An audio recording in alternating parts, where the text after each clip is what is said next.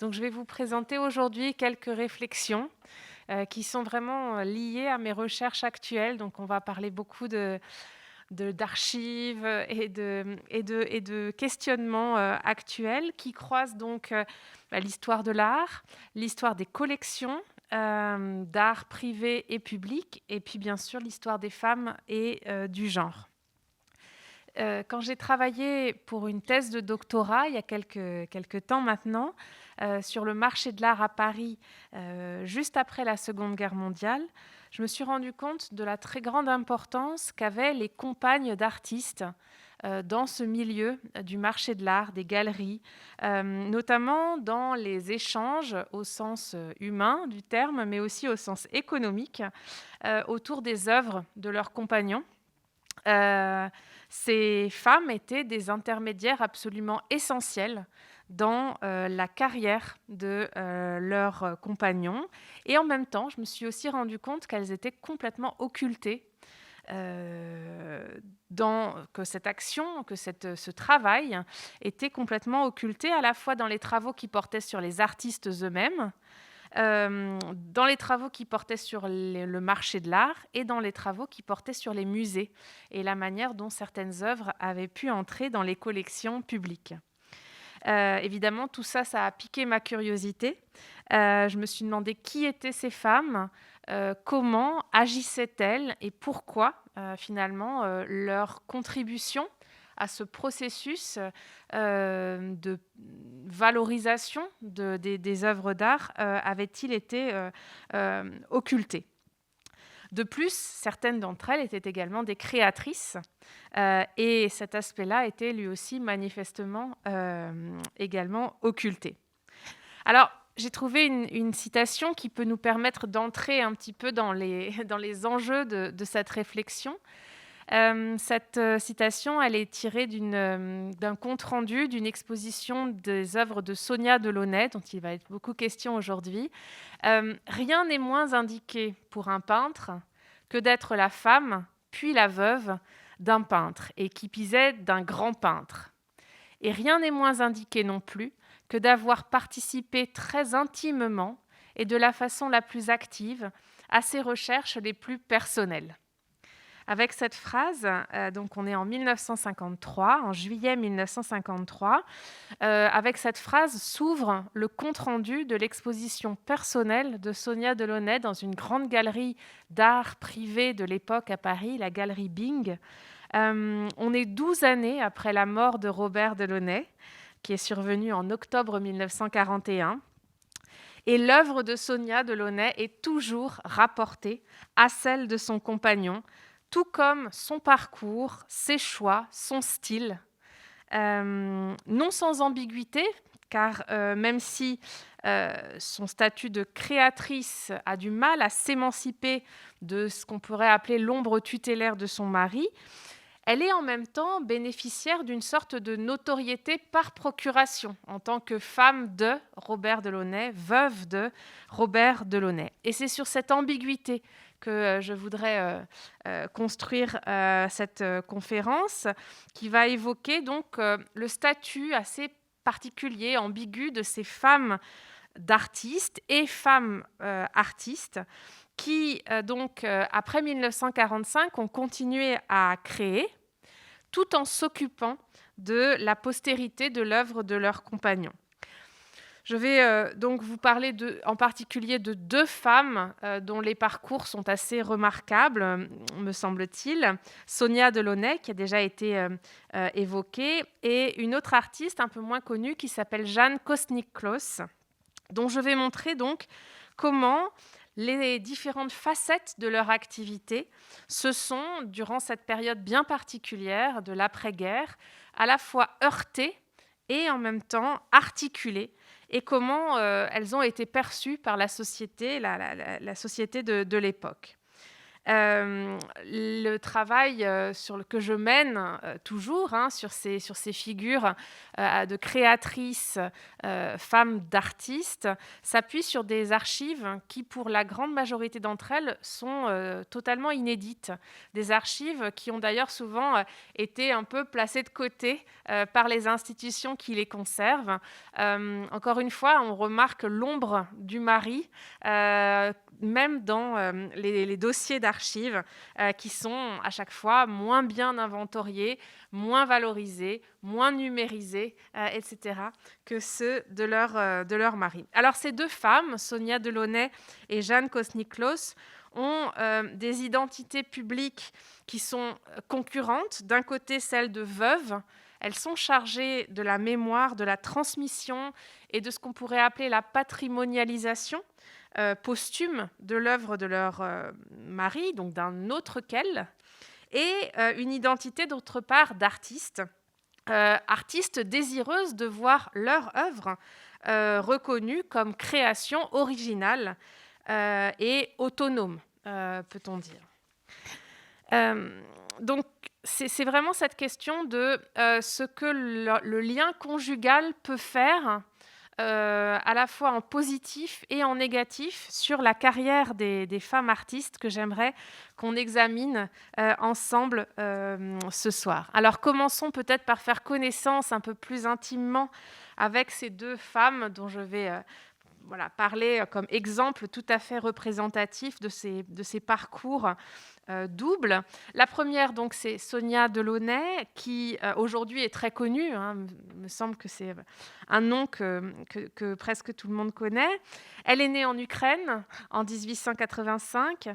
Elle a étudié en Allemagne à l'Académie des Beaux-Arts de Karlsruhe entre 1903 et 1905 avant de venir s'installer à Paris, de suivre des cours à l'Académie de la Palette, où elle a découvert et s'est inspirée des travaux de Gauguin, de Van Gogh et des Fauves, avant de s'émanciper, peut-on dire, de ces grands modernes, par l'étude de la couleur, de la lumière, du mouvement.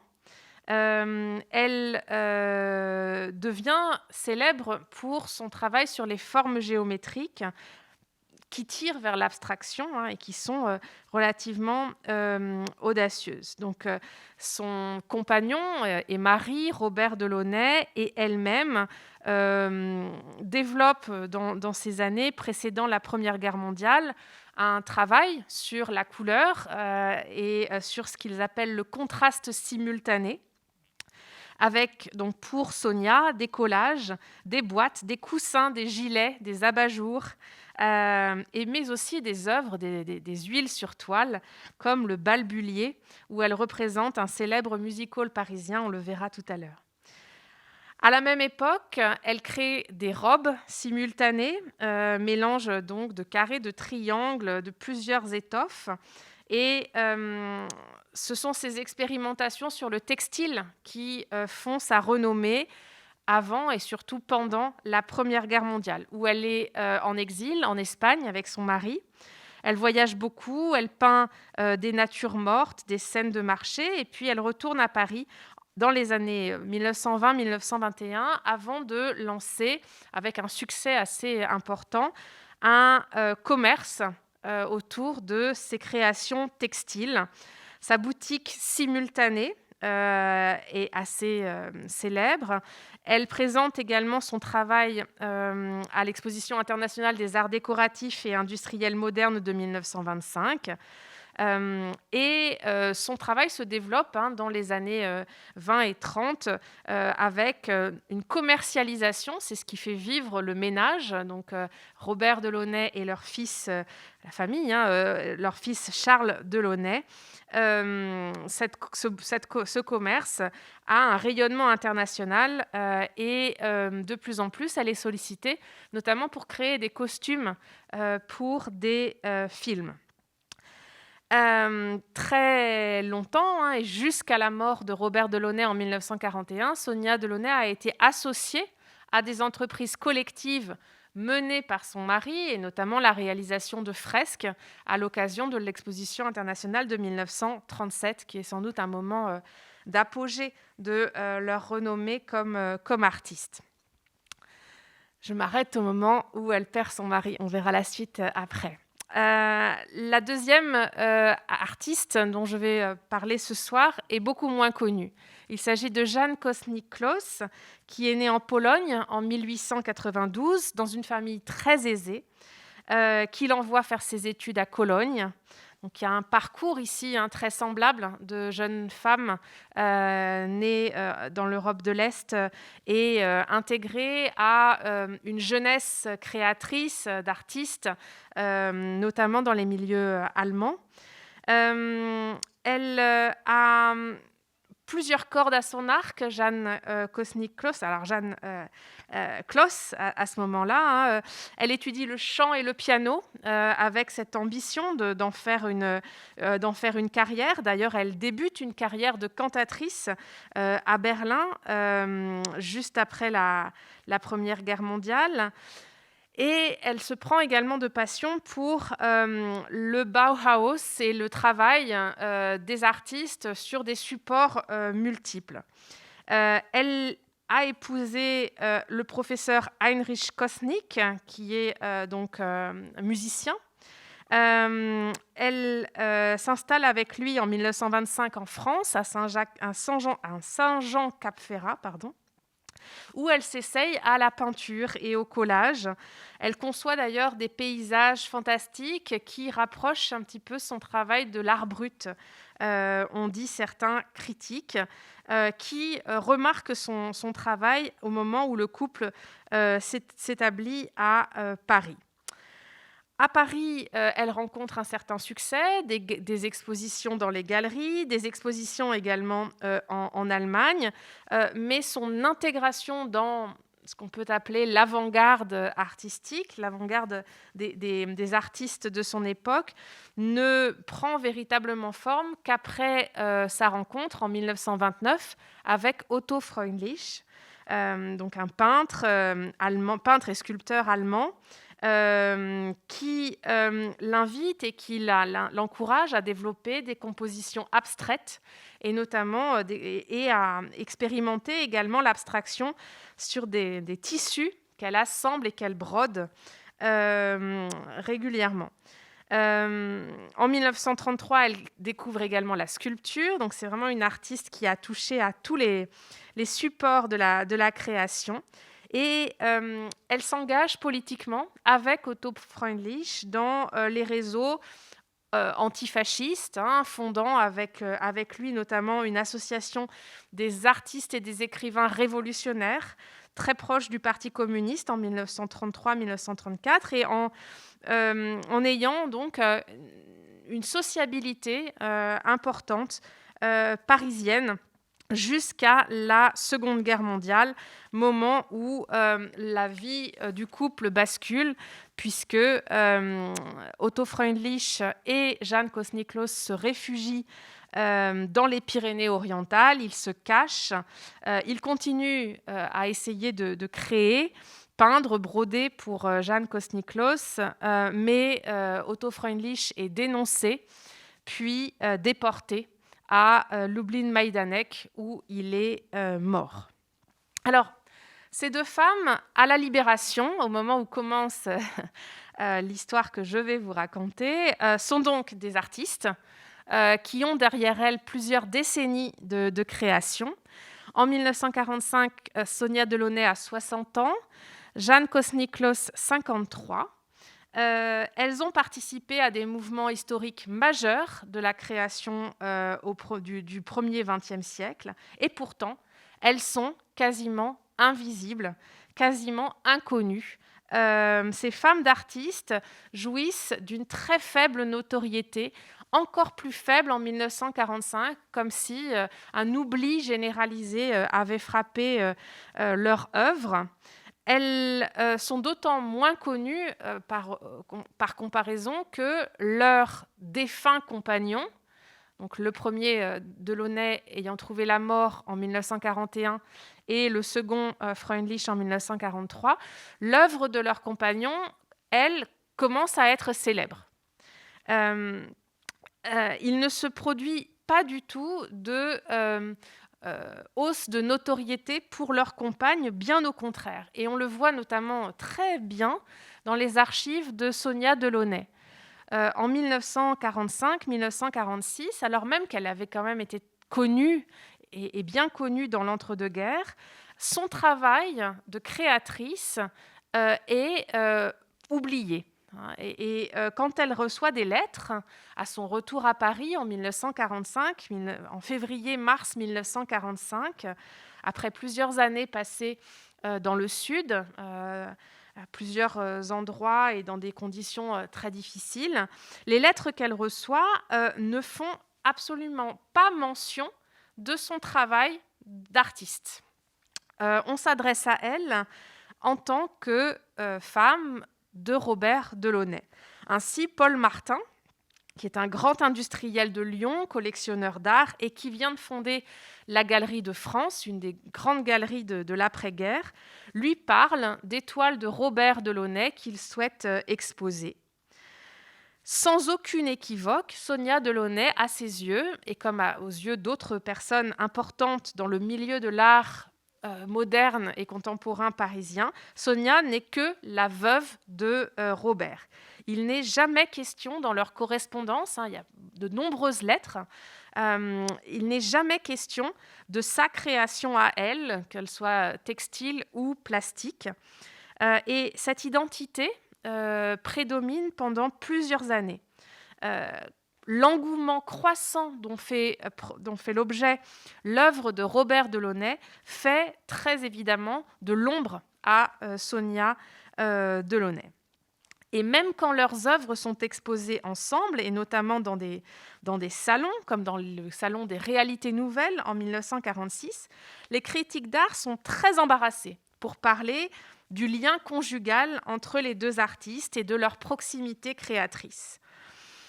Le statut d'artiste de Robert Delaunay, et c'est la même chose pour Otto Freundlich, ce statut d'artiste est une évidence. Ce sont de grands créateurs du 1er XXe siècle et ils sont reconnus comme tels par les jeunes générations qui sont alors en train de recréer un milieu artistique parisien à cette époque.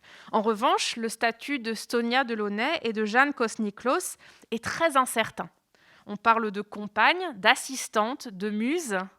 Les qualificatifs qui sont employés les renvoient toujours à l'à côté de la création, à la passivité, au soutien moral du grand artiste. L'enjeu est assez crucial. Sont-elles de vrais artistes ou sont-elles des artistes par accident, par proximité ? N'ont-elles fait que recevoir ou ont-elles donné quelque chose à Robert et à Otto ? Cette dialectique de prendre et de recevoir, très présente dans les textes de cette période, se heurte finalement à une représentation commune à l'époque, et on en est encore très, très proche aujourd'hui, de l'artiste comme individu inspiré dans sa relation au monde et finalement solitaire, donc de cette méfiance fondamentale pour tout ce qui est création collective, création partagée, qui est extrêmement prégnante à ce moment-là. Et quand on évoque le travail créatif de Sonia Delaunay, cela revient le plus souvent par faire une liste de ce que Robert doit à Sonia, sans pour autant la dévaloriser. Dans des expositions comme celle qui a eu lieu au Musée national d'art moderne en 1957, il s'agit évidemment de reconnaître l'existence de deux individualités, mais en se concentrant sur la question des influences et du retour à la couleur, par exemple, de Robert en 1911, qui serait dû à Sonia. Ce qui prédomine à ce moment-là, donc dans les années 1950, c'est que Sonia poursuit l'œuvre de Robert par ses propres toiles, ses gouaches, ce qui finalement revient à poser une inégalité de statut, une inégalité de talent et d'originalité entre les deux. Certains critiques vont jusqu'à des caractérisations assez bancales, nourries de stéréotypes de genre assez rétrogrades. Ainsi, Bernard Dorival, qui donc organise l'exposition de 1957, dont vous voyez ici l'affiche, attribue d'un côté à Robert Delaunay le sens du monument, de l'espace public et de la grandeur, et à Sonia le goût de la vie de tous les jours, du familier, du domestique, du populaire. Bon, je ne ferai pas de commentaires sur cette schématisation grossière.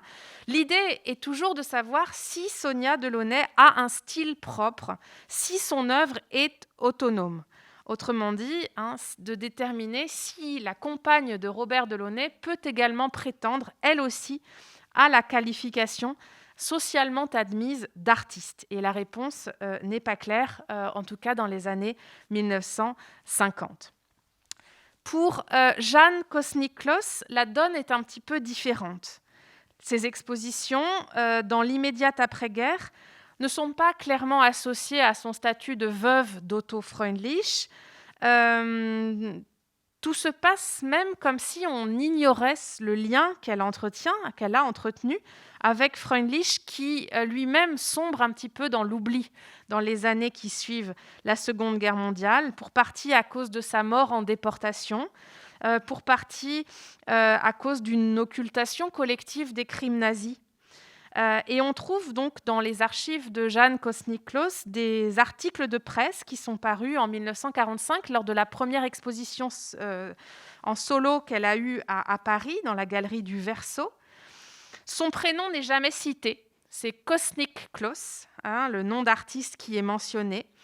Certains critiques ne savent même pas s'il s'agit d'un homme ou d'une femme. Ils postulent qu'il s'agit d'un homme, comme de bien entendu. Certains autres critiques lui dénient finalement le statut d'artiste, en disant que son travail reste plus décoratif que pictural, ce qui est une critique assez violente finalement, d'un travail qui est un travail à la fois sur des supports textiles, sur des objets, sur des assemblages d'objets, comme vous voyez ici dans son atelier, un travail sur la récupération, sur le tissage, la broderie, la superposition de différents morceaux de tissus notamment, pour confectionner des œuvres qui sont relativement, qui rendent perplexes les critiques. Plusieurs critiques sont assez perplexe à l'idée qu'on puisse appeler ce travail de l'art. On souligne le fait qu'elle crée pour s'occuper, que sa créativité s'exerce en grande partie avec de la laine et des tissus, donc des matières non nobles, ce qui aussi contribue à dévaloriser son travail. Comme beaucoup de femmes artistes dans les années 50, Jeanne Kosnick-Kloss se voit dénier la qualification de créatrice. Tout juste est-elle considérée comme une décoratrice, ayant besoin d'un architecte pour employer ses talents. Son identité de veuve surgit assez fortuitement, au détour d'un article, par exemple, pour souligner qu'elle a bénéficié de la proximité passée d'Otto Freundlich et de l'influence de son œuvre sur son propre travail. Alors, la moindre visibilité de Sonia Delaunay et de Jeanne Kosnick-Kloss n'est pas uniquement subie. Loin de moi l'idée de vous présenter des femmes qui seraient des victimes d'une considération, d'une dévalorisation subie. Non, toutes deux ont, à ce moment-là, volontairement cherché à se mettre en retrait, en laissant l'ombre portée par leurs compagnons disparus dissimuler leur propre travail créatif. Un premier indice de ce retrait volontaire, qui est un indice à la fois très concret et très symbolique, c'est leur signature. Leur signature surtout dans la correspondance professionnelle. Sonia Delaunay arrête de signer ses factures, ses lettres professionnelles de Sonia, comme elle le faisait avant la Seconde Guerre mondiale, Sonia Terc, Sonia Delaunay-Terc. Le geste, elle s'auto-désigne comme veuve Delaunay, veuve Robert Delaunay. Donc elle a non seulement enlevé son nom de jeune fille, mais aussi son prénom, ce qui est tout à fait caractéristique. Pour Jeanne Kosnick-Kloss, qui n'était pas mariée avec Otto Freundlich, le geste est encore plus volontaire. Elle ne peut pas légalement et légitimement signer veuve Otto Freundlich, et pourtant elle le fait dans ses correspondances artistiques et financières.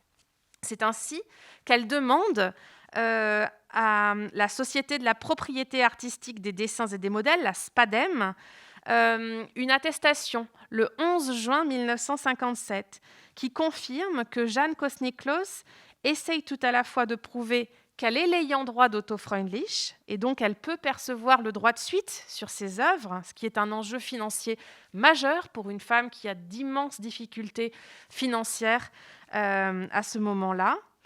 Et elle veut aussi obtenir le droit d'accoler le nom d'Otto Freundlich au sien, et également d'être naturalisée française. Donc il y a un combat qui est mené par Jeanne Kosnick-Kloss pour être reconnue comme la compagne d'Otto Freundlich. La mission mémorielle et promotionnelle qu'elles choisissent de mener pour l'œuvre de leur compagnon entre à ce moment-là en conflit avec leur propre activité de création. Elles manquent de temps tout simplement pour tout faire. Et dans les premières années suivant la Seconde Guerre mondiale, elles tranchent en faveur de la postérité de Delaunay et de Freundlich. On a gardé un journal, le journal de Sonia Delaunay, qui est empreint de petites notes qui font signe vers ce choix qu'elle fait. Ainsi, à l'entrée du 8 mai 1946, elle écrit « Je ne m'appartiens pas » dans son journal. 9 ans plus tard, le 29 janvier 1955, elle écrit également « Je réalise pour Robert ce qu'il rêvait d'avoir, être parmi les premiers peintres de son époque ». Jeanne Kosnick-Kloss, quant à elle, le formule un petit peu différemment, mais c'est la même idée. Dans une lettre à son ami Tonico Navarro, en 1964, elle évoque l'atelier de la rue Henri Barbus, que vous voyez ici dans une photographie d'archives. Elle écrit « Je suis occupée non seulement par mon travail d'artiste, que je remets souvent au lendemain, par manque de temps, de concentration, mais aussi actuellement par l'embellissement de l'atelier de notre inoubliable Otto, qui y reste et restera toujours le maître. Après les réparations de la toiture et des poutres de l'intérieur, voilà maintenant le nettoyage des murs par la peinture. Et vu la hauteur de l'autel de cette ancienne chapelle, on est rue Barbus dans le 5e arrondissement de Paris, ce travail est très dangereux et il est fait par un jeune poète de Moravie qui désire aussi devenir un vrai peintre et qu'il faut aider par la suite. Il est tout à fait notable que cette expression du travail d'artiste soit employée par les deux femmes dans leur correspondance et dans leurs écrits autobiographiques pour désigner aussi bien ce qu'elles font pour elles-mêmes, donc leur création, mais aussi et surtout à ce moment-là, ce qu'elles font pour la postérité de l'œuvre de leurs compagnons. Elles gèrent l'atelier, alors à la fois un espace physique, rue Barbus ou avenue du Maine. Elle gère aussi l'atelier au sens plus symbolique, c'est-à-dire l'ensemble des œuvres produites par leurs compagnons, qu'elles classent, dont elles font l'inventaire, qu'elles prêtent, qu'elles donnent, qu'elles exposent et dont elles font des reproductions pour des publications, etc., etc. D'une manière générale, il apparaît que la reconnaissance de leurs compagnons est pour elles facteur d'une notoriété par procuration, peut-on dire. Elle est à l'origine d'une reconnaissance un peu paradoxale de la part du milieu des amateurs d'art et des artistes parisiens dans les années 50 et 60. Parce qu'en effet, finalement, se mettre au service de la mémoire et de l'œuvre d'un autre peut avoir, dans un second temps, un effet positif, créant un espace de valorisation personnelle, non seulement en termes d'ailleurs de position dans le champ artistique, elles sont reconnues, respectées et même valorisées comme veuves de grands artistes du 1er XXe siècle, mais aussi pour promouvoir leur propre travail. Un exemple tout à fait intéressant de cette évolution assez marquée peut être trouvé dans la correspondance entre Sonia Delaunay et ses marchands. Par exemple, le marchand d'art Henri Bing-Bodmer, où on voit progressivement un changement de rapport de force et donc un changement aussi de statut social de ces femmes. Au départ de leur collaboration, en 1951, l'asymétrie est très forte. Les accords financiers qui sont passés pour les œuvres de Robert et de Sonia en est un très bon exemple, puisque Bing, donc un marchand parisien important, s'engage à acheter des œuvres de Robert Delaunay avant de présenter une exposition en 1952 qui s'appelle « Hommage à Robert Delaunay » et dont vous voyez ici le projet d'affiche réalisé par Sonia Delaunay. Cet achat ferme d'œuvres de Robert est d'un montant absolument considérable, presque 6 millions de francs qui sont donc versés par le marchand à Sonia Delaunay pour les œuvres de son mari. Concernant les œuvres de Sonia elle-même, la galerie accepte la même année qu'elles soient mises en dépôt à la galerie et proposées à la vente, tout en demandant de s'octroyer une commission de 30% sur toute vente éventuelle. L'idée, c'est que la galerie, si une exposition est faite et qu'une vente est réalisée, la galerie gardera entre donc 30 à 60% du prix de vente, étant entendu également que Sonia Delaunay s'engage à offrir une œuvre après l'exposition à son marchand. Donc on voit ici, de façon très concrète et très pratique, l'inégalité évidente de notoriété économique et artistique des deux artistes. Progressivement, les choses changent. Sonia Delaunay devient beaucoup plus autonome. Son œuvre fait son entrée sur le marché de l'art. Et ça aussi, on le voit dans les archives de façon très, très évidente. Une valeur commence à lui être reconnue. Un des jalons les plus importants, c'est l'achat justement par le Musée national d'art moderne d'une grande toile qui s'intitule Le Bal Bullier de 1913, tout en longueur, presque 4 mètres de long. Cet achat se produit finalement grâce à Robert, puisque en octobre 1952, les conservateurs du Musée national d'art moderne demandent à Sonia Delaunay si elle accepte de prêter des œuvres de son mari pour une exposition sur le cubisme que le musée est en train de préparer. Lorsque les conservateurs viennent visiter l'atelier des deux, ils sont frappés par le Bal Bullier qu'ils voient dans l'atelier. Et Dorival revient avec Jean Cassou, le directeur du musée, le 11 décembre 1952. Et Sonia explique dans son journal « Ils ont demandé à revoir mon Bullier et ils avaient l'air de l'aimer beaucoup. On va l'exposer aussi !» Cassou a demandé si je vendais cette toile. J'ai dit que oui, elle est vraiment encombrante, elle a besoin d'être restaurée. Et c'est ainsi que, le 7 avril 1953, le service des achats de l'État, le service des travaux d'art, écrit à Sonia Delaunay pour lui demander à quel prix elle accepterait de céder à l'État cette toile. qui à ce moment-là est assurée pour une valeur de 600 000 francs. Sonia propose de la vendre 200 000 francs, ce qui est donc un rabais considérable, mais qui est scellé par un accord officiel qui porte comme destinataire, et c'est la première fois dans les archives que cette mention apparaît aussi clairement, à Sonia Delaunay, virgule, artiste peintre. Et donc là se produit quelque chose qui est donc lié à son statut de femme d'artiste, mais qui lui permet d'être reconnue et qui permet à sa création personnelle, puisque le Balbullier est une œuvre très personnelle de Sonia Delaunay, d'intégrer donc les collections nationales françaises et d'être progressivement mise en avant, mise en valeur par le musée. Au milieu des années 50, Sonia Delaunay prend de l'assurance comme artiste. Elle participe à plusieurs expositions, des expositions collectives, des expositions personnelles. Et dans les discussions avec son marchand Henri Bing, elle met les choses au point. Elle durcit le ton et elle refuse que des toiles en dépôt puissent être considérées comme la propriété de la galerie. Voilà ce qu'elle explique.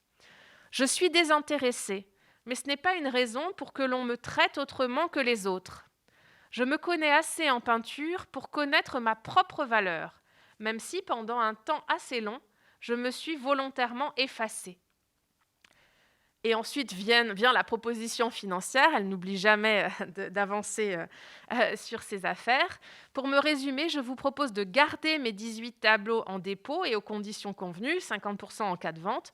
J'envisagerai alors de faire prochainement une exposition chez vous, malgré les propositions que me font d'autres galeries et après les expositions que je vais avoir à Venise, Milan et Bâle, organisées par des personnes très emballées par ma peinture. Le ton a changé, l'assurance est présente et surtout, Sonia Delaunay commence à s'affirmer comme une artiste ayant du succès, étant demandée ailleurs qu'en France, donc une carrière internationale commence à se dessiner pour elle. Finalement, le marchand s'incline et lui fait des conditions tout à fait similaires à celles qu'il ferait à un artiste reconnu qu'il cherche à garder près de lui dans un climat de concurrence très forte entre les différents marchands d'art de l'époque. Sonia Delaunay sort donc gagnante de ces bras de fer avec les marchands. Elle est poussée à distinguer très nettement son œuvre de celle de Robert. Et plus le temps passe, plus on la pousse à essayer de mettre en avant ce que son œuvre a de différent de celle de son ex-mari. Ce sont des femmes d'ailleurs qui l'accompagnent dans cette démarche, surtout des galeristes, puis des conservatrices de musées. À New York, c'est Peggy Guggenheim qui la soutient et également une autre galeriste un petit peu moins connue qui s'appelle Rose Fried, qui lui tiennent un discours qu'aujourd'hui on qualifierait d'empowerment, c'est-à-dire un discours visant à l'encourager à sortir de l'ombre de Robert, à prendre la place qu'elle mérite, dans un style très américain finalement, d'affirmation de soi. Alors, Sonia Delaunay, au départ, ne répond pas directement à ces injonctions. Elle accepte de faire une exposition seule à New York, mais elle est assez réticente à se distinguer et à distinguer son travail de celui de Robert Delaunay. Un petit peu plus tard, ces réticences s'estompent au moment où elle signe un contrat avec une galeriste parisienne, Denise René, en 1962. Contrat qui va être renouvelé régulièrement, qui engage la galeriste à organiser des expositions personnelles de Sonia Delaunay en France et à l'étranger, en échange de ce qu'on appelle le droit de première vue dans l'atelier sur les nouvelles créations, et en échange aussi d'un droit de représentation exclusive mondiale qui va donc permettre à Denise René de vendre des œuvres de Sonia Delaunay à des collectionneurs et à des musées en Allemagne, dans les pays scandinaves et bien entendu aux États-Unis. Cette action importante se poursuit ensuite dans le monde des musées, puisque des conservatrices de Nancy, de La Rochelle, de Grenoble, de Paris se rapprochent également de Sonia Delaunay, lui proposent d'exposer son travail dans leur musée et font finalement un travail de reconnaissance et de promotion culturelle de son œuvre et de son identité d'artiste. On note une même présence très importante des femmes dans l'entourage de Jeanne Kosnick-Kloss, à commencer par Sonia Delaunay elle-même, qui va jouer un rôle également de soutien et d'encouragement pour sa camarade Jeanne Kosnick-Kloss. Elle soutient financièrement et moralement Jeanne Kosnick-Kloss, surtout dans les années juste après la Première Guerre mondiale. On a notamment des correspondances où on voit que Sonia Delaunay, qui n'est pas dans le besoin, qui n'a jamais été dans le besoin, donne des vêtements à Jeanne Kosnick-Kloss, qui les appelle les bienfaits que vous m'avez accordés sous forme vestimentaire. Elle lui prête des tableaux pour des expositions non marchandes et elle l'intègre finalement à un réseau d'artistes femmes qui s'entraident et qui se conseillent, notamment Marcel Kahn, qui l'encourage, qui parle d'elle à ses galeristes, en particulier donc des galeristes femmes aussi, Colette Alindi, ou encore qui la recommande à la fondeuse Arlette Susse, qui a repris la célèbre entreprise familiale de fonderie. Marcel Kahn écrit également pour recommander Jeanne Kosnick-Kloss à ses galeries, notamment ses galeries de Londres, ou à des musées, comme des musées aux Pays-Bas, pour à la fois vanter le travail d'Otto Freundlich et celui de sa compagne Jeanne Kosnick-Kloss. Il est néanmoins beaucoup plus difficile pour Jeanne Kosnick-Kloss de s'affirmer qu'il ne l'est au même moment pour Sonia Delaunay. Elle tente, dans les années 60, quelques timides approches auprès des musées. Elle est sollicitée, par exemple, par toujours Bernard Dorival pour le Musée national d'art moderne en décembre 1962 pour prêter une grande sculpture architecturale de Freundlich qui doit être exposée au Palais de la Découverte dans une exposition collective. Jeanne Kosnick-Kloss, à ce moment-là, argumente assez maladroitement pour que, à côté de cette œuvre de Freundlich, qu'elle est tout à fait disposée à prêter, une de ses œuvres à elle soit également présentée, faisant valoir dans sa lettre à la fois l'imminence d'une exposition de couple à Berlin et finalement essayant de conditionner le prêt des œuvres de Freundlich à la présence d'œuvres à elle dans l'exposition. Dorival refuse très sèchement. Jeanne Kosnick-Kloss, finalement, ne prête qu'une sculpture architecturale que vous voyez ici, d'Otto Freundlich. L'année suivante, elle répond à nouveau à une autre demande de prêt d'œuvre en ces termes. Je me permets de vous demander s'il n'était pas possible d'être acceptée sous mon nom d'artiste, Jeanne Kosnick-Kloss. J'ai exposé dans différents musées, Saint-Étienne, Yverdon, Zurich, Le Havre, Royaumont. Et si c'était le cas, je serais alors en mesure de mettre à votre disposition 2 bronzes de Freundlich, actuellement de petites dimensions, dont voici les reproductions, etc. etc. Elle souligne donc ces liens entre ses œuvres et le souvenir de son mari. Elle pense avoir plus de chances de figurer dans une exposition, sans toutefois être véritablement reconnue comme une artiste autonome. Dans l'ensemble, son œuvre reste assez méconnue. Le discours qui est prononcé par René Drouin à sa mort en 1966 retient surtout son altruisme. Je cite un extrait de cette nécrologie. « Elle fut la compagne fidèle et inlassable de Otto Freundlich, partageant une vie de pauvreté. À ce titre seul, sa vie méritait d'être honorée. Son œuvre, qu'elle avait commencée seule avant de le rencontrer, en a reçu naturellement une influence, mais surtout une justification. Son imagination l'entraînait à se servir de toutes les techniques. Peintures, tapisseries, sculptures et mosaïques exposées au musée de Pontoise attestent de leur qualité. Enfin, elle ne rêvait que d'aider les jeunes artistes, de leur permettre de travailler. Elle l'a fait souvent au-delà de ses moyens. Cet atelier Otto Freundlich, situé 38 rue Henri Barbus, relevait de la sainteté. Dans ce discours qui se voulait bienveillant de René Drouin, qui est devenu le président des Amis d'Otto Freundlich et ensuite des Amis de Jan Kosniklos et Otto Freundlich, est pourtant complètement imprégné des stéréotypes que j'ai déjà pointés sur la représentation de ces figures de compagnes d'artistes. En revanche, l'œuvre de Jan Kosniklos et celle de Sonia Delaunay vont faire leur entrée au musée.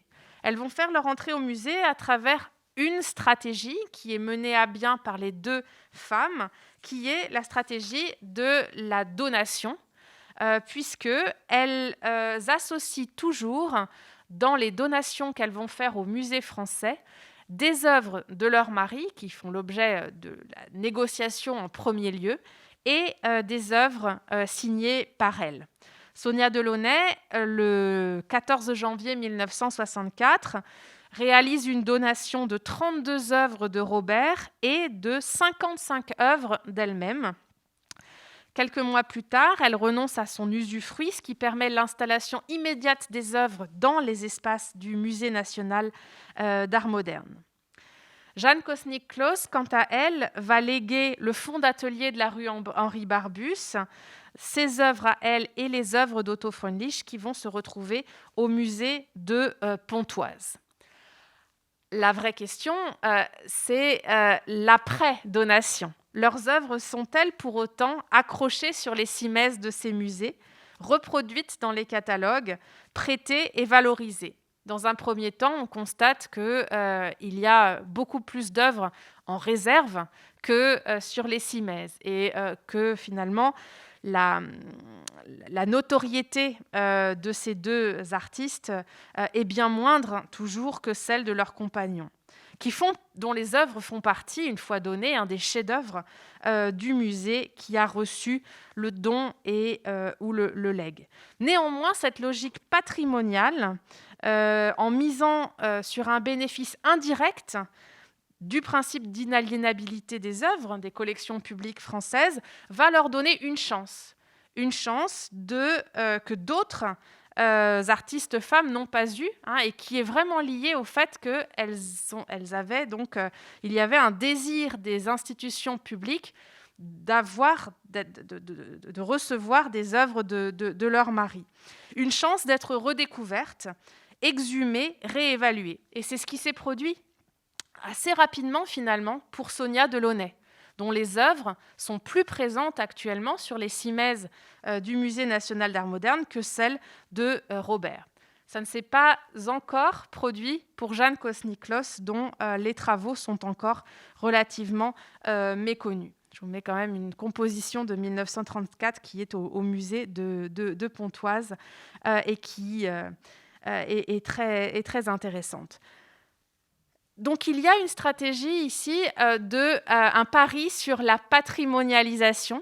Elles ont fait entrer leurs œuvres dans les collections publiques. Ces collections étant inaliénables, ces œuvres sont toujours présentes et elles sont aujourd'hui étudiées, réévaluées par des conservatrices et des conservateurs qui peuvent saisir ces occasions de les exposer. Et évidemment, cette stratégie a été très payante pour la postérité de Sonia Delaunay, c'est absolument évident, et les dernières expositions qui lui ont été consacrées ont souligné cet aspect-là. Elles ont également donné, dans cette logique de patrimonialisation, leurs propres archives, laissant aussi la chance pour que des historiennes et des historiens fassent l'histoire de leur travail de veuve, ce que je suis en train de faire pour boucler un petit peu la boucle. Pour conclure un petit peu sur cette évocation, j'ai donc restitué ici deux itinéraires qui sont très singuliers. Ce sont deux artistes avec une vie bien particulière, des choix particuliers. Cette restitution a été permise par un travail assez fastidieux de recherche dans les archives, de reconstitution, de lutte finalement contre les silences de l'histoire. Je voudrais souligner le fait qu'il y a des dizaines d'autres femmes artistes et femmes d'artistes qui mériteraient qu'on fasse autant pour elles, hein, et qu'on fasse aussi leur histoire, l'histoire de leur travail. Pourquoi ? Parce qu'il y a plusieurs enjeux à ce dévoilement. Premièrement, reconnaître le travail de ses compagnes d'artistes. Ce travail, c'est un travail de soutien à la création, c'est un travail de gestion de l'œuvre, de mise en circulation des œuvres, un travail aussi souvent de documentation, une véritable expertise sur l'œuvre de leurs compagnons ou défunts compagnons. Deuxième élément, quand elles sont créatrices, il s'agit de les sortir de l'ombre de leur mari, de leur reconnaître une indépendance, en tout cas de questionner leur autonomie, une autonomie qui leur a souvent été déniée de leur vivant. Essayer de comprendre aussi comment leur propre œuvre s'est construite et comment elle a pu évoluer. Il s'agit donc, et c'est ce que j'ai fait là pour ces deux femmes, pointer les effets positifs et les effets négatifs que leurs liens conjugaux ou familiaux ont pu avoir sur leur propre carrière et leur propre itinéraire comme artistes. Et puis éventuellement, le troisième aspect, c'est d'œuvrer pour une meilleure connaissance de leur œuvre par le grand public. Essayer de faire en sorte que ces œuvres sortent des réserves, où elles sont souvent cachées, organiser des expositions, publier des travaux, bref, c'est un immense travail qui nous attend, qui m'attend pour les prochaines années et je serai tout à fait ravie d'en discuter avec vous si cela vous intéresse.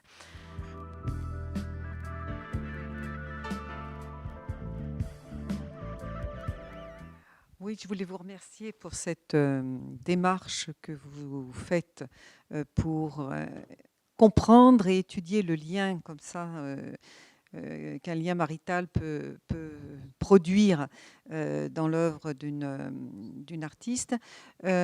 Parce que la démarche qui est actuellement de montrer combien la visibilisation des femmes a été depuis des siècles à l'œuvre pour qu'on soit aujourd'hui dans une situation où fort peu de femmes extrêmement remarquables, extrêmement exemplaires ne sont pas honorées ou connues à la hauteur de ce qu'elles ont fait.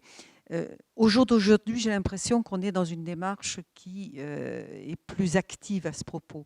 Par contre, je suis intéressée par la démarche que vous proposez, qui est plus singulière d'une certaine façon, parce que là, c'est pas seulement entre guillemets, le fait de sortir de l'oubli une femme qui, par son travail, enfin par son apport, quel que soit le domaine, a été exemplaire, mais c'est de comprendre comment son statut d'épouse, de compagne, d'artiste, finalement, lui porte préjudice.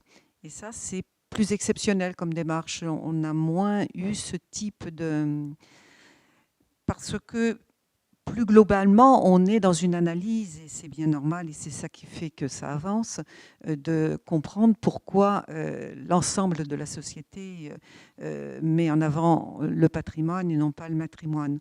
Et à ce propos, je voulais souligner qu'il y a des démarches maintenant qui se font, et autour du 8 mars, il y a des tas d'initiatives, et je voulais parler d'une initiative qu'on fait sur Cachan avec l'Association des femmes solidaires autour d'une exposition qui justement met en valeur des femmes remarquables et non connues. Mais merci pour ce travail plus singulier que vous faites de comprendre le lien des femmes d'artistes, comment elles sont finalement pénalisées, alors qu'on pourrait penser qu'au contraire, ça contribue à, oui, à permettre une création réciproque, respectueuse des deux artistes. Merci beaucoup. Alors, ce que vous dites est tout à fait juste. Je pense que Il y a plusieurs choses dans ce qu'on voit aujourd'hui. Il y a effectivement une partie émergée de l'iceberg qui est la multiplication, et il faut vraiment le saluer et s'en réjouir, d'expositions qui soulignent qui mettent en avant, qui mettent les projecteurs sur des femmes remarquables, des créatrices ou des pionnières, hein, puisque c'est le titre d'une exposition qui a ouvert cette semaine au Musée du Luxembourg. Donc il y a cette démarche-là qui est très importante pour le grand public, je pense, hein, pour essayer de donner d'autres figures parmi les figures reconnues comme remarquables dans l'histoire de l'art, et mettre des coups de projecteur qui vont singulariser, idéaliser, qui vont souligner à quel point certaines créatrices méritent d'être reconnues à leur juste valeur, et comment elles ont été oubliées, occultées, etc. Vous avez tout à fait raison de pointer que ma démarche n'est pas celle-là. Et je pense vraiment que c'est aussi le mouvement de la recherche, hein. Je suis pas du tout seule dans cette démarche-là. Beaucoup d'historiennes qui sont donc plutôt du côté de l'histoire sociale et culturelle de l'art essayent de comprendre les constructions des rapports de genre dans les temps passés et les temps présents. Et donc, comprendre la manière dont certains itinéraires féminins et masculins n'ont pas pu se dérouler de la même manière. Et donc, d'identifier les fonctionnements sociaux, culturels, éducatifs, artistiques en vigueur à une époque donnée, plutôt que d'être dans quelque chose qui finalement identifie des victimes d'une occultation et entend redresser des torts. Le travail que je mène en m'appuyant notamment sur des archives, c'est d'essayer de comprendre les phénomènes et aussi d'identifier les cycles de notoriété, puisque ce qui est évident, c'est qu'à certains moments, ces femmes jouissent d'une reconnaissance assez importante. On sait, et ça a été maintenant bien démontré, que le succès, notamment économique et de réputation, de Sonia Delaunay comme créatrice de textiles, donc tissus d'ameublement, mode et costumes, etc., a été assez phénoménal. La question que ça fait émerger, c'est la hiérarchie entre les beaux-arts d'un côté et les arts décoratifs, le textile de l'autre. Donc c'est finalement en déplaçant un petit peu le regard sur la manière dont une société a des représentations extrêmement hiérarchisantes qui ont des conséquences en fait sociales sur la visibilité des femmes notamment, ça permet de comprendre beaucoup plus de choses. Et ça permet de recontextualiser des itinéraires que l'approche en termes de génie méconnu, incompris et à redécouvrir n'épuise pas du tout. Donc effectivement, c'est quelque chose qui a pas tout à fait la même ambition, mais je salue aussi la volonté de certaines institutions de véritablement placer le projecteur sur ces femmes. Il me semble que la suite pour tout ça, c'est effectivement de réfléchir au collectif, hein, et ne pas forcément aller vers la singularisation, mais penser le collectif. Donc quand moi je travaille sur ces femmes d'artistes et ces veuves d'artistes, je les prends comme un groupe. Là, je n'ai pu en parler que de 2 d'entre elles, mais j'ai aussi beaucoup travaillé, par exemple, sur quelqu'un qui s'appelle Nina Kandinsky, qui était la femme de Vassili Kandinsky, qui n'est pas une créatrice, donc elle n'avait pas sa place ce soir, mais c'est une femme dont le travail a été remarquable. Un travail, au moment de la mort de Kandinsky, en 1945, un travail de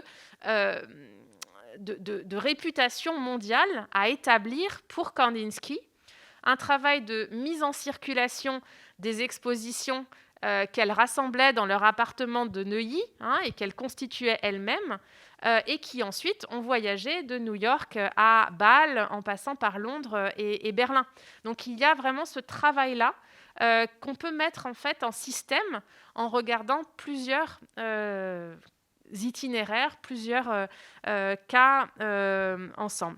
Et vous avez évoqué votre votre initiative autour du matrimoine et de cette exposition, je pense que là aussi, il y a quelque chose qui se passe ces derniers temps, ces dernières années, autour de cette notion de matrimoine, dont on peut penser ce qu'on veut, mais qui nous sert en tout cas à identifier la question d'un regard sur des femmes du passé. Et effectivement, il me semble tout à fait intéressant que, à l'occasion du 8 mars, mais pas seulement, hein, ce serait bien que ce soit quelque chose qui ne soit pas que ces jours-ci chaque année, qu'il y ait une réflexion sur ce que notre présent doit aux femmes du passé. Et je suis contente que vous évoquiez ce projet à Cachan. En ce qui nous concerne, à l'université Paris 1 Panthéon-Sorbonne, nous avons mis en place des balades matrimoniales et on va proposer donc dimanche 13 mars, des balades matrimoniales dans le 13e arrondissement de Paris, puisque l'un des lieux de notre université, c'est Tolbiac, la rue de Tolbiac.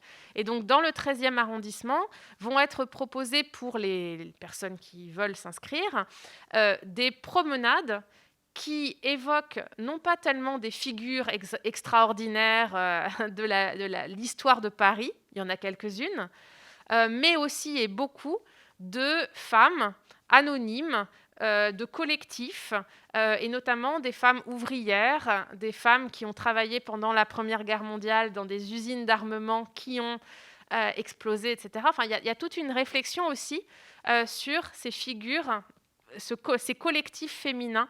Et ça, c'est quelque chose d'assez nouveau qui, à mon avis, a aussi de beaux jours devant lui. Donc, j'en suis assez contente. Merci. Oui, j'ai vu un reportage il n'y a pas très longtemps d'une femme artiste. Oui, j'ai vu un reportage il n'y a pas très longtemps d'une femme artiste, Madame Gillot, qui était la compagne de Picasso et qui, quand elle l'a connue lorsqu'elle avait 20 ans, exposait, était déjà peintre, mais dont son œuvre a été complètement effacée par la personnalité de Picasso et qui l'a quittée au bout de 10 ans pour pouvoir se réaliser. Maintenant, elle est centenaire et elle est devenue une artiste reconnue aux États-Unis. Ses œuvres sont mondialement connues.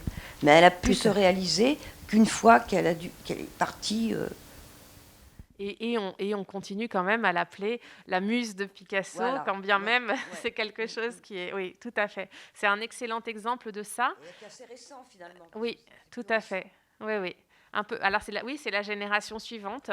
Voilà. Alors, les choses évoluent aussi, et ça, j'y accorde beaucoup d'importance en fonction du statut, la condition féminine. Les générations se succèdent et la situation n'est pas la même. La situation autour de 1945-1965 est très difficile. Ces femmes qui sont donc des veuves dans l'après-guerre ont beaucoup de mal à être reconnues, aussi bien dans leur autonomie économique que dans leur autonomie d'artiste, de leur affirmation d'un style, d'un projet créateur autonome. Et donc ça, c'est évidemment lié aussi à la société dans son ensemble. Et donc je crois que ce qui est intéressant à chaque fois, c'est d'essayer de voir comment ces itinéraires d'artistes reflètent aussi une condition féminine qui change. Les émancipations, elles sont déjà présentes. Pour Sonia Delaunay, pour Jeanne Kosniklos, il y a des formes d'émancipation, et notamment des émancipations juridiques et économiques. Ça, c'est sûr. Elles peuvent gérer l'atelier, elles peuvent passer des contrats avec les marchands, ce que ne pouvaient pas faire les femmes de la génération précédente. Les choses changent assez vite à ce moment-là. Et ces femmes, notamment, quand elles font des donations et puis ensuite des dations au musée, elles sont aussi en train d'utiliser de nouveaux outils, de nouveaux dispositifs juridiques qui transforment à la fois le milieu culturel, mais aussi la société française. Donc ça, c'est quelque chose qu'on voit vraiment apparaître, le lien entre un contexte politique, social et culturel et des choix personnels. Et c'est ce que j'essaye de travailler toujours. Et vous avez parfaitement raison de citer cet exemple à la fois extrêmement particulier et extrême parce que c'est Picasso, parce que c'est une jeune femme qui ensuite a été complètement dans son ombre, qui en est sortie avec des ruptures biographiques très fortes. Et en même temps, c'est quelque chose qu'on peut généraliser. Il est évident que pour des femmes aujourd'hui, des créatrices aujourd'hui, cette ambivalence de la conjugalité, elle existe toujours. Être femme de et peut être un problème, peut être un obstacle ou peut être un tremplin. Et les deux existent toujours. Donc, quand je parle de mes recherches donc, sur cette génération du milieu du XXe siècle à des créatrices aujourd'hui, elles sont frappées par ce qui est quand même aussi des similitudes avec leur situation. Donc, il y a des continuités historiques assez fortes tout de même. J'aurais voulu vous poser une question sur la relation entre Frida Kahlo et Diego Rivera. Comment cette relation-là s'inscrit dans vos réflexions? Ce n'est pas la même culture, ce n'est pas du tout les mêmes rapports d'une veuve qui va continuer l'œuvre de son mari, mais voilà, j'aurais voulu avoir vos réflexions sur ce couple-là. Oui, merci beaucoup. Alors effectivement, après, il faut faire attention à ce que vous soulignez vous-même, c'est-à-dire les différences de contexte, de lieu de vie, d'itinéraire personnel. Ce qu'on sait, c'est que les relations entre Frida Kahlo et Diego Rivera étaient orageuses, avec des moments de grande fusion et des moments au contraire de disputes, de séparation, de colère. Et on a gardé beaucoup d'archives personnelles, des deux d'ailleurs. Et on sait, Frida Kahlo a beaucoup écrit sur son couple, sur son corps, sur sa relation à toutes ces questions-là. Donc on perçoit beaucoup plus son intériorité, ce qui a permis donc des études beaucoup plus poussées sur ce qu'elle ressentait et ce qu'elle pouvait transmettre de ces ressentis-là dans sa création. Donc là, on voit des choses qui sont beaucoup plus de l'ordre de la colère, de la rage, qui sont transmises vraiment dans les tableaux. Par opposition à une Sonia Delaunay qui a eu une relation finalement beaucoup plus sereine avec son mari, du vivant de son mari, et qui, après la mort de Robert, s'est vraiment donné comme mission, et elle l'écrit plusieurs fois dans son journal, je dois faire en sorte qu'il soit reconnu. Elle était convaincue qu'il n'était pas assez reconnu par rapport à sa place dans l'histoire de l'art au XXe siècle. Et donc, il y a une forme de fidélité extrêmement forte, d'un attachement extrêmement fort et d'une certitude de la valeur de son mari. Et donc, quand j'ai dit qu'elle s'effaçait volontairement, c'est vraiment parce qu'elle pense que la priorité, c'est de faire reconnaître la valeur des œuvres de Robert avant tout. Et elle fait passer ça avant sa propre création. Ce n'est pas du tout la même chose pour Frida Kahlo et Diego Rivera, qui ont des formes d'expression différentes, qui ont des carrières parallèles. Donc les choses sont très différentes.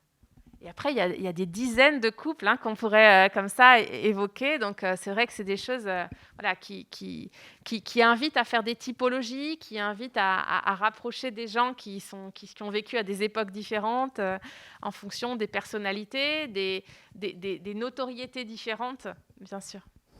Oui, il y a eu beaucoup de cas. Par exemple, les chanteuses, je pense à Jean Ferrat. Quand il a connu Christine Sèvres, ça a été la même chose. Christine Sèvres était reconnue. Et puis, c'est Jean Ferrat qui s'est fait reconnaître après. Il a complètement effacé Christine Sèvres qui a eu du mal à le vivre. Alors justement, ça c'est quelque chose qui est assez ambivalent, c'est-à-dire que ce sont des couples d'artistes qui travaillaient ensemble. Dans le cas de Robert et Sonia Delaunay, c'était un travail sur des œuvres communes. Donc dans certains cas, des grandes fresques, des grandes toiles étaient réalisées de façon commune. Dans d'autres cas, comme Otto Freundlich et Jeanne Kosnick-Kloss, c'était une création dans le même atelier, mais sur des œuvres différentes, et donc un encouragement mutuel. Les témoignages qu'on a rétrospectivement, c'est plutôt du soutien mutuel, de l'encouragement mutuel, Mais ce qu'on sait aussi, par toute une série d'archives personnelles, notamment pour le couple Delaunay, c'est que Sonia était chargée de faire vivre la famille, d'assurer le quotidien. Et donc, son travail notamment de vente de vêtements et de tissus, était celui qui faisait vivre la famille. Donc, elle a fait ce choix, qui est un choix familial, mais qui est quand même son choix personnel, de se consacrer dans l'entre-deux-guerres à une activité commerciale, artistique à ses yeux, mais commerciale, destinée à assurer le vivre de la famille, et de laisser du temps à Robert. Elle l'écrit plusieurs fois, elle l'a beaucoup dit et redit. Il fallait que Robert soit déchargé des soucis domestiques et des soucis financiers. Et donc, sa mission, selon elle, c'était ça. C'était de le laisser travailler en paix et de se charger, on dirait aujourd'hui de la charge mentale, mais plus que mentale d'ailleurs, de tout ce qui avait lieu trait aux finances et à la maison, aux aspects domestiques. Et là, on reconnaît évidemment toute une série de choses sur l'éducation des filles et des femmes, les stéréotypes et les différences de genre dans la première moitié du XXe siècle. Oui, c'est là où c'est difficile de parler de choix personnel. Parce que c'est vrai que, bien sûr, il y a toujours évidemment une part de choix personnel, mais là, ce qu'on voit, et c'est pas le nombre d'exemples que l'on pourrait citer de couples où les femmes font ce soi-disant choix personnel interroge quand même. Oui. Et c'est vrai que du coup, elles sont plutôt dans un choix qui correspond à ce qu'on attend d'elles par rapport à, comme vous le disiez, un stéréotype. Et comme monsieur pose une question qui finalement est une question clé. Est-ce qu'il y a un seul exemple à l'inverse qui pourrait venir en contrepoint, parce que les femmes-là, toutes, elles ont été déterminées par le contexte dans lequel elles vivaient au moment où elles vivaient, et bien souvent ont fait les choix dits personnels qui étaient ceux qu'on attendait d'elles. Celles qui ne faisaient pas ce choix, bien souvent, ça ne se passait pas très bien pour elles. Oui, c'est ça. Il y a une part de rationalisation. Je suis tout à fait d'accord. Donc, c'est vrai que le terme choix personnel, il faut le prendre avec énormément de précaution, parce que, de fait, elles se sont, mais dans tous les domaines, que ce soit... C'est pas seulement que les femmes d'artistes par rapport à un compagnon artiste, mais combien de femmes scientifiques dans tous les domaines. Oui, et c'est là où c'est assez passionnant d'aborder la question du genre et la question des positionnements stéréotypés femmes-hommes à travers justement cette question de la reconnaissance parce que c'est un bon moyen pour mettre en évidence et souligner que si les femmes ne sont pas reconnues à la mesure de ce qu'elles ont comme contribution à la société, c'est pas tant qu'elles ont moins de possibilités, de potentiel, etc., que la reconnaissance et l'attente que l'on a du rôle donné et attendu d'une femme ou d'un homme. Et oui. Mais c'est vrai que dans tous les couples d'artistes sur lesquels je travaille, il y a peu d'exemples, c'est vraiment extrêmement ponctuel et d'exemples où c'est l'homme du couple qui se charge du travail alimentaire, etc.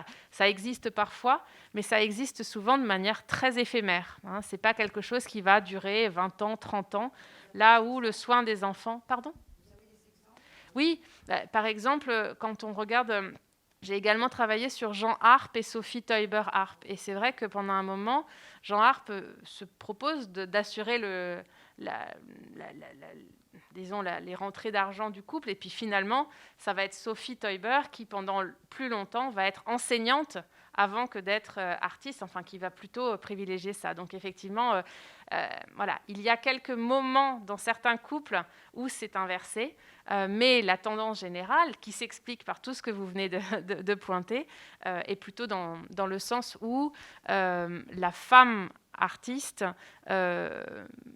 met entre parenthèses ou réduit le temps qu'elle peut passer à sa formation d'abord, hein, c'est d'abord ça qui est important aussi, puis à son œuvre, parce qu'elle prend en charge un travail, donc soit un travail alimentaire qui va assurer la subsistance du couple ou de la famille, soit également l'éducation des enfants, le soin des enfants. Donc ça, c'est encore autre chose, mais c'est tout à fait essentiel aussi. Tout à fait.